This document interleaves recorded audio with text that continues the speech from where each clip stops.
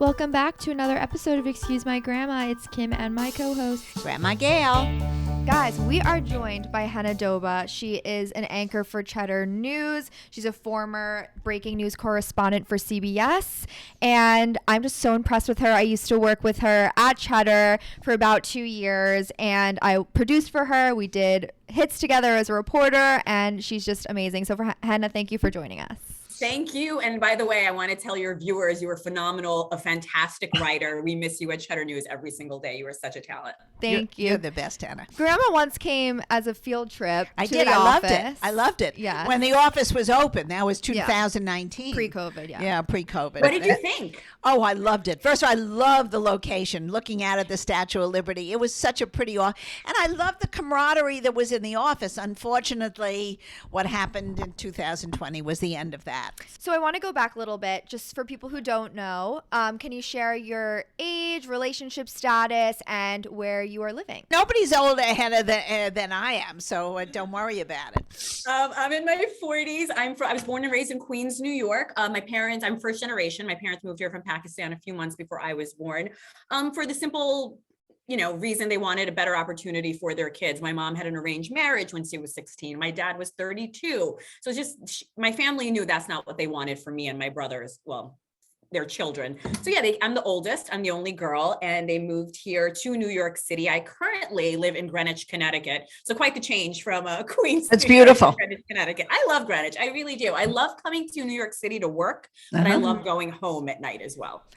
We lived in Greenwich for a while, my husband and I. Am actually the best butcher in the world for people who are listening to this. It was in Armonk, and he had the best Italian sausages in the world. I don't know if he's still there. Remember the name? No, it was on the main street. There was only one little butcher store, and he was terrific. I could still smell them grilling on the grill. They Probably closed like 40 years ago. Maybe. And I promise, if he's still there or that shop is still there, I will get sausages and get it to you guys as soon as possible. I promise. Okay. And did you say how long you've been married? Oh God, yeah. No, I didn't. I've been married for 8 years to a wonderful guy named Andrew. He's in PR, so we kind of met through work. I have a lovely stepson. He's 12 now. He thinks he's 20. He's 12 going on 20. I met him when he was just 3 years old. So I've known him his whole life. I love that child. That's so, great. His name is What is it like being in a similar industry as your partner? Because I feel like people can love that because you can kind of bounce ideas off each other, or it's like too close to home. I'm glad it wasn't news. I'm glad he wasn't on air, because then he'll tell me if I'm being vain or stupid or this story is so dumb or handle yourself a little bit better. I think if we were news, I'm just knowing me, I would be competitive if he got a better job than me or better story. And that's just my own insecurity. That's not a good thing. But for me personally, I like that he understands when I say, and Kim, these phrases, packages or stories or what interview I'm doing. But I love that he doesn't compete with me for a certain interview. I would take the jargon we were using in the newsroom and be saying it to my friends in daily life, and they'd say something to me, I'd be like, okay, copy that. And they'd be like, what, are you a spy? I'm confused. And you think you're still a spy, Kimmy. Yeah, I'm really good at stalking guys. That's why you say that. I like them. And by the way, it's their loss. Any guy would be lucky to have you. You say copy that. I say stand by. That's my thing. So funny. So how did you first get into journalism, and how did you kind of know you were on the right path? Well, because I'm Pakistani and because I was first generation, my parents, as you know, especially back then, there weren't many women who looked like me on TV. Everyone was a doctor or engineer. So my parents told me growing up, you're going to be a doctor, and that's that. And I kind of accepted it, right? Because sure, okay, I don't know what I'm going to do, especially in high school. So we grew up in a lower income neighborhood. So I always knew I was going to pay for my own college. And so I went to the SUNY system in Buffalo, where I was a pre-med, hated it, but kept doing it. And I was paying for my own education. So I actually was focusing. And then I just started writing for the school paper on a whim for fun. And that's where my love for journalism began. But again, I never thought in a million years I would be in front of the camera. So I got a job at a TV station in Watertown, New York, as the ABC affiliate as a producer. Again, no one ever talked to me about being on camera. It wasn't anything that happened. And this shows my age. I just happened to be in New York City visiting my family on September 11th. When that happened, I picked up my camcorder and just I was in Queens, but tried to make my way to Manhattan. And I was just on a camcorder. So you show us how old this was. It was my camcorder. So I was interviewing people about what was happening and what do you think? And that's when honestly my career in front of the TV began. And my next jump was Savannah, Georgia, which was, okay, so Watertown, New York is a tiny, tiny market. Right. It's 8 hours, 500 miles away from here. So when I went to Savannah, Georgia, the news director told me, you're never going to be on TV here. I hate producers who are trying to get on TV. Just accept that that's not, you're being hired as a producer. And I said, yes, I wanted a job. And for 3 months, I did just that. But then I went to him, I'm like, I'll come in on my own on the weekends. I'll shoot my own stuff. If you want to air it, air it. If you don't want to air it, don't air it. Savannah is a small enough market where they're just happy for any kind of content, and they're not paying me. So I would just come in every Saturday and Sunday. And I don't know if you guys remember, those cameras were like 50 pounds. I'm like, you guys. I couldn't do that job ever. Like as an intern, I was like so bad because that was like our main job, and I was in pain at the end of the day. Like you can't. Yeah. It's heavy. Anyway, but that's how I ended up on TV. But the goal was always coming back home. New York City was the goal, but I got a job in Connecticut, and that's where I eventually met my husband. I became an anchor there, and then luckily got a job at CBS New York. Yeah, well, that's a good path. Yeah, you hit all the steps. Yeah, and I feel like you kind of have to have that tenacious personality and persevere, especially in this industry. And I'm sure you had a lot of hurdles. I'm curious, like, what struggles you kind of have gone through as a woman of color, and maybe even still go through if you feel like there are any boundaries or obstacles. I don't think there are any boundaries anymore. I think she's doing great.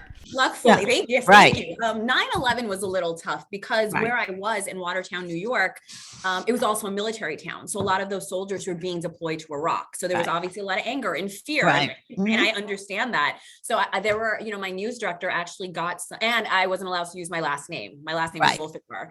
So they made me change it. I just picked Daniels from a hat because Hena Daniels. I don't even know why I said Daniels. It was one of those things. And it was my name for about 15 years until I got to Cheddar, actually.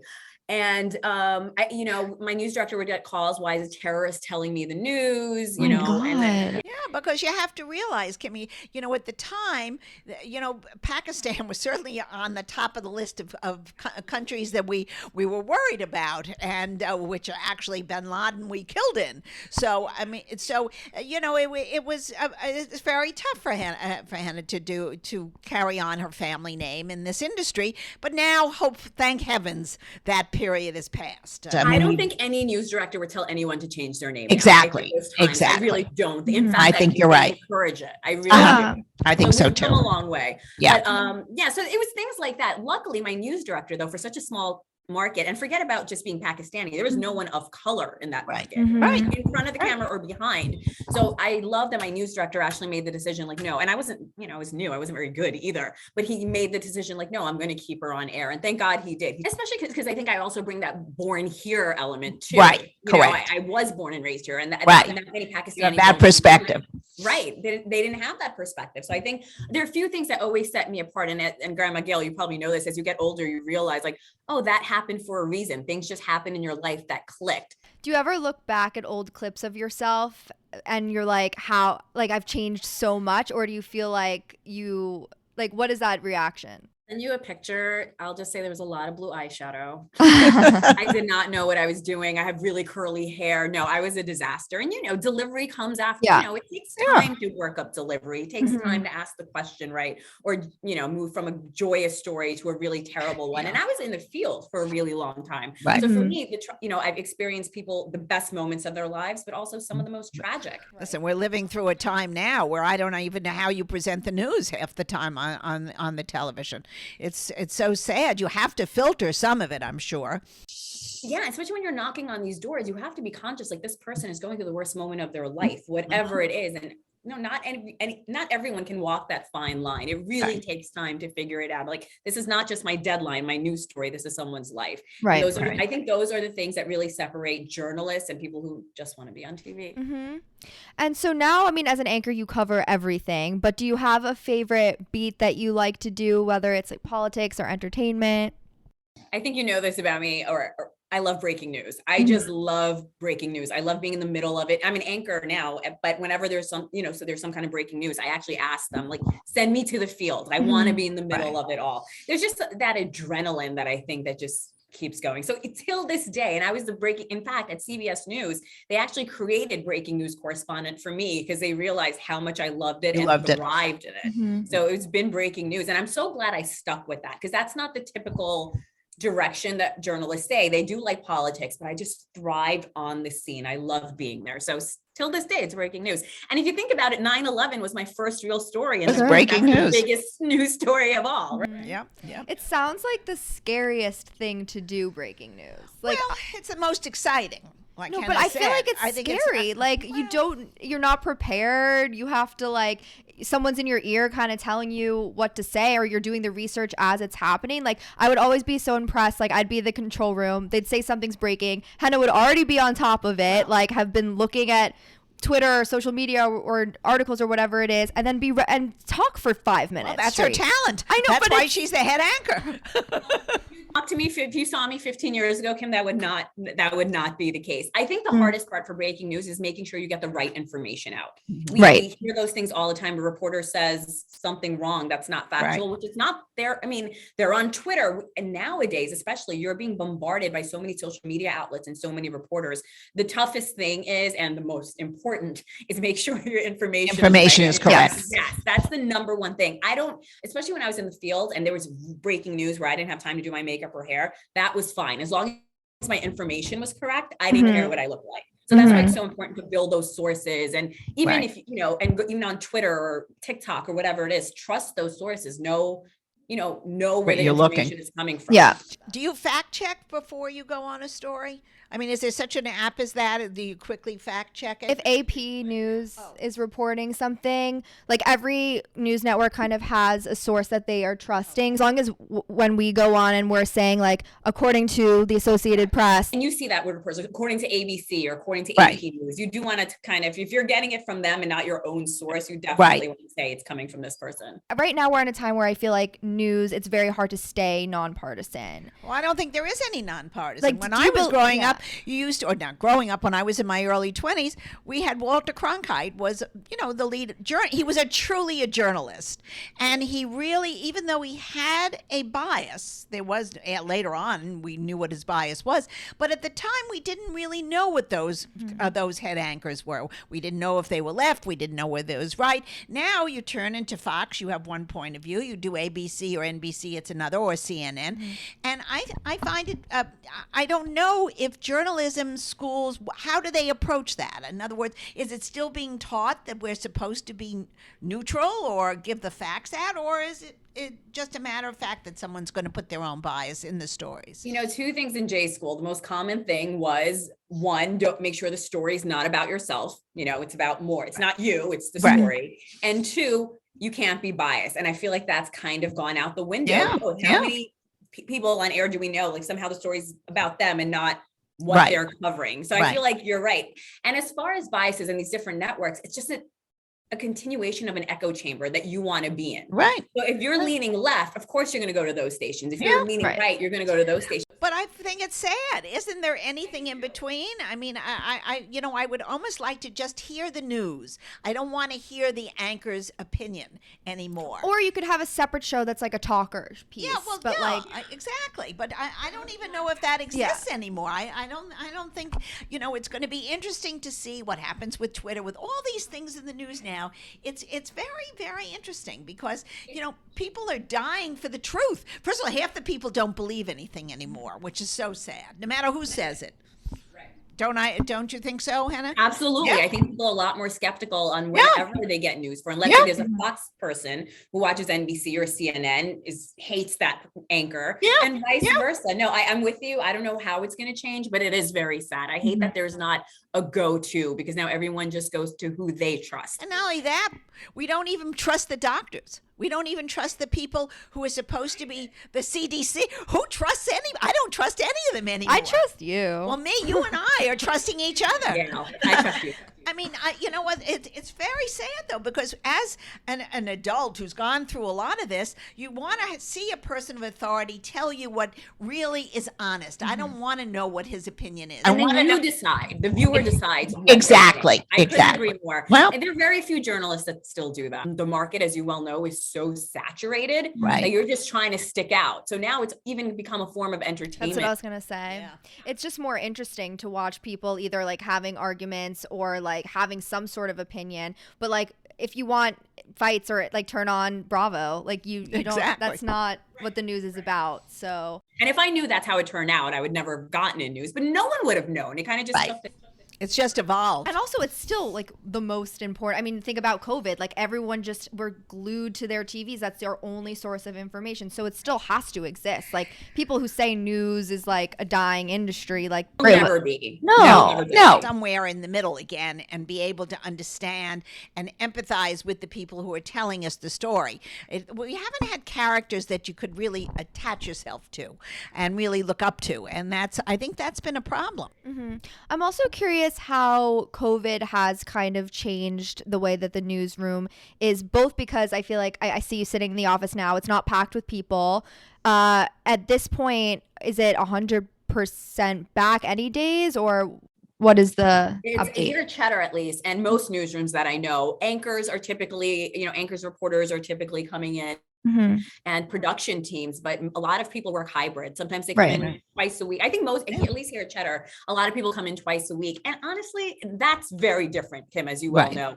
A newsroom never worked like that. 24/7, there was someone in the newsroom. But I'm okay with this. As long as people are getting their job done, I don't care where you're working. For anchors, though, when I was working from home that month, I hated it. I felt like I was in a college production. The kids and dogs were fighting. My husband's asking where the pasta was. I couldn't focus on the news. So I personally love to be in a studio. I need that feel around me.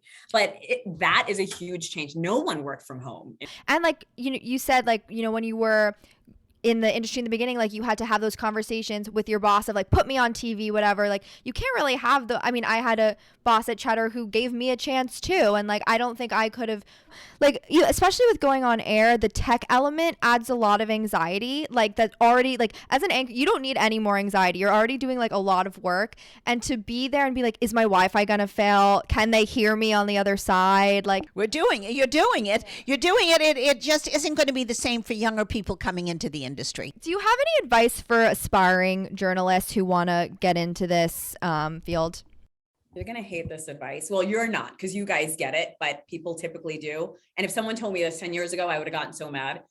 Social media, guys. I hate it. It's all about social media now. How many of us are running home for the 5 or 6 o'clock news? No one is doing that anymore.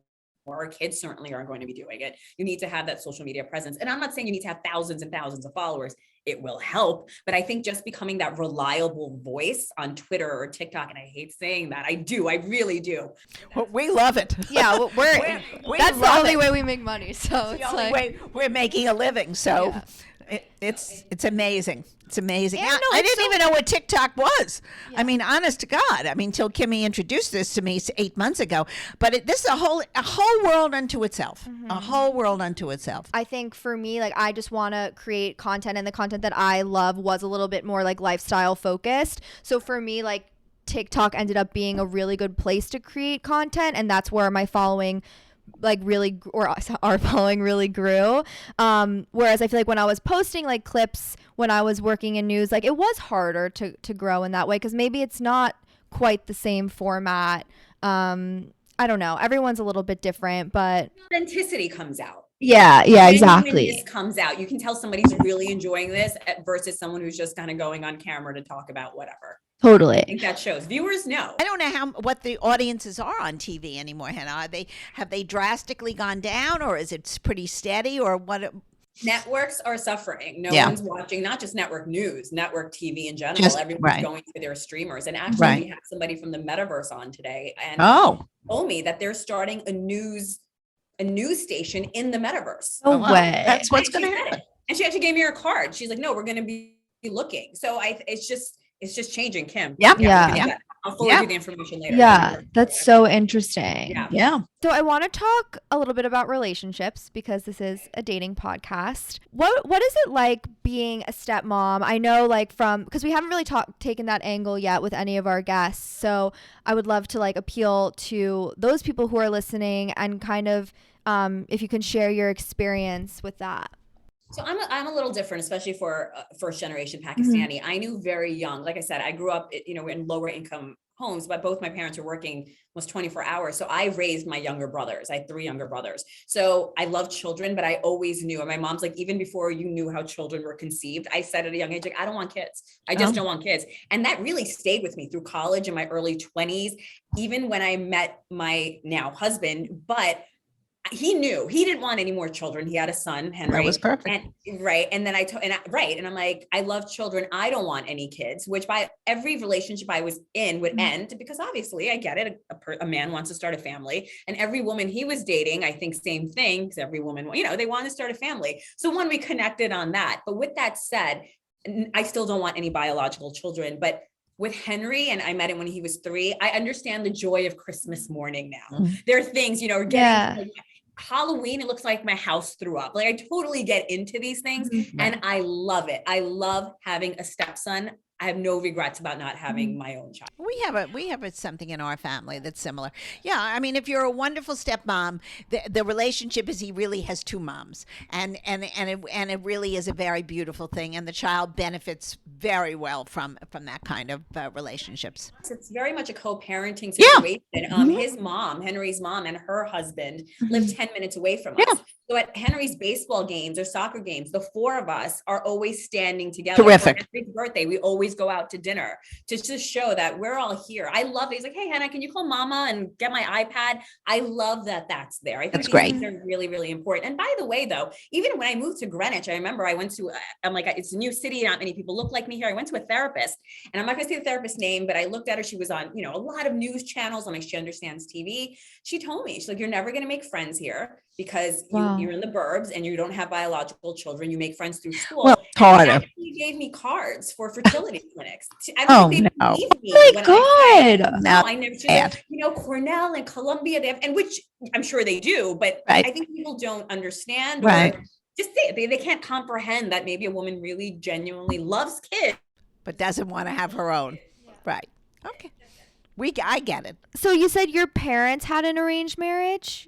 They did. My mom was 16. My dad was 32. He was a student here at NYU, actually. And they're still married? No. They're not. Soon after. No, they got divorced. Oh. Also very different for me as a Pakistani child. Everyone's parents were together. I think my mom was just always a little bit more Americanized. So 5 years in, she's like, they were the age difference. I mean, that just doesn't work.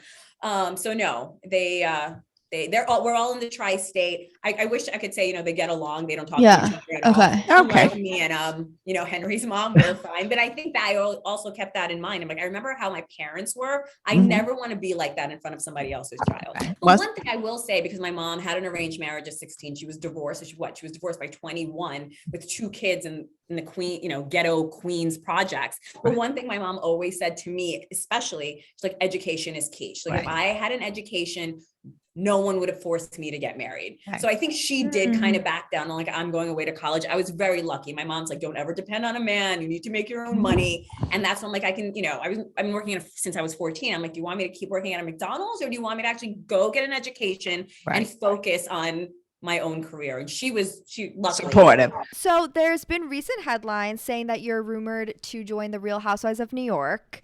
I want to know what you can share with us on that and the process. Honestly, you guys know as much as me. The Page 6 article dropped. I can honestly say everything's factual in it.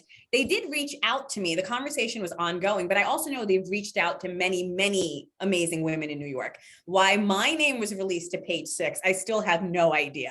But honestly, I know as much as you do. I mean, they've reached out to me. They actually, you're going to laugh at this, Kim. They slid into my DMs. Wow. That's how they reached out to me. Like, hey, that's how it's done nowadays. Yes. They slid into my DMs like, hey, we're so interested. Can you fill out a casting sheet? And I did. And again, I'm sure it's many, many women. And then Page 6 got that information and did a whole article on it. Can't fool Page 6. How do they know everything? I don't know. they've got little spy cameras. Honestly, I should work for them because I'm a good spy. You are a good spy. You are a good spy. Yes. So, but you think you would do it if given the opportunity? So I've never seen an episode, and Kim, you know this about me. I'm very much about empowering other women and For all of us sure. sticking together.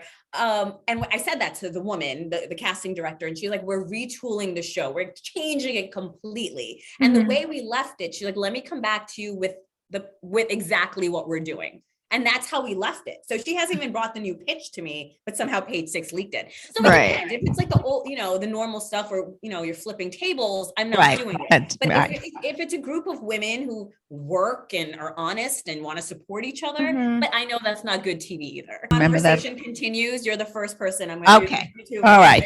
You guys will get the Okay. exclusive. So I want to end the episode with a game we play with all of our guests called Grandma Gail's Old Fashioned Dating Quiz. Okay, let's go. Okay, first one is, would you rather receive a call or a text from your partner if it's just to say hi? Text. Sleep with someone on the first date? Depends on the guy. Is that an okay answer? Yeah. Yes. Yeah. Yes. Dating apps or setups? Setups. I think I met my husband right when the dating apps blew up, and I'm wondering if I missed out. You didn't miss out. You Well, didn't miss we out. have I think it's the worst thing I ever heard of. I think they're amazing. She loves it, and I think they're awful. They're better off to have setups. At least you know something about them before you get into it. You know plenty about somebody seeing their profile, and then you can check if you have mutual friends with them, and you can cross-reference, and you can. Okay. We've talked about it 500 times, but Okay. yeah, I'm a fan. Have you ever been catfished, Kim? No, Okay, good. Hopefully no, not. I haven't. Because I feel like I'll never go if I don't at least have one mutual friend to like say, yes, I know them. And you are a journalist. You're gonna dig. You're not just gonna Exactly. grow up knowing you, right? Yeah. Move in together before getting engaged or wait until you're engaged to move in? I moved in before I was engaged. I think nowadays that makes sense. And who should pay for the date? Should it be one person in a relationship or should you alternate or split? I'm old fashioned. I think the guys should date, but I know that's not politically correct. Well, no, I think it's politically correct. I think it depends. First Like, date, I think the guy should pay for it. yeah, I think if he asked you on the date, like the person who asked should also probably be paying. If you asked a guy on a date, would you pay? I don't know a world in which I would be asking a guy on a date, like on a first date. She's never done that yet. Or like I would, but it would make it seem like it was their idea. So it would really, yeah, right. So you were pretty split, Hena. I think she's half and half. like half and half, old fashioned and modern. That's right. That's good. Knows me pretty well. Yeah. Yeah. Well, thank you so much for joining us today. You're terrific. Tell our listeners how they can follow you. You can just go on my social media. It's Hena Doba, HENADOBA. That's on Twitter, Instagram, and I'm new to TikTok. Guys, follow me because you are so popular on TikTok. We hope you guys liked the episode. Follow us on Instagram and TikTok at Excuse My Grandma if you don't already. And we will see you next week. Bye.